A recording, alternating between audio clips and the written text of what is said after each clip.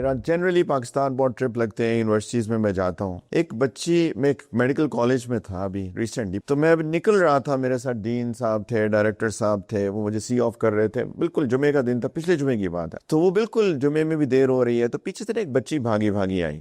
سر سر سر سر میں نے آپ سے ایک سوال کرنا. وہ بیان ٹاک میں تھی میرے، تو میں نے کہا بیٹا میں تو نکل رہا ہوں، تو اینی وے کوئکلی آپ کر لیں سوال. اب اس کے ظاہر پہ اگر کوئی فتویٰ لگائے نا، تو شاید میرے جیسا بندہ اس پہ کوئی جہنم کے پتہ نہیں کس طبقے کا فتویٰ لگائے. معاذ اللہ، اللہ نہ کرے میں ایسا کبھی بنوں. لیکن ایسے لگتے ہیں نا کہ یہ تو جہنمی ہے. بچی نے پردہ نہیں کیا ہوا، فیشن کیا ہوا.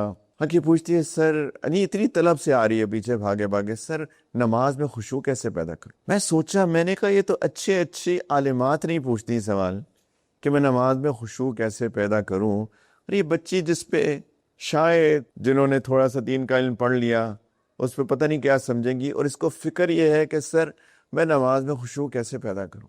اور میں نے کہا بیٹا یہ تو بڑا لمبا ٹاپک ہے، لیکن میں آپ کو میری جلدی ہے، تھوڑے سے میں 2-3 ٹپس بتاتا ہوں.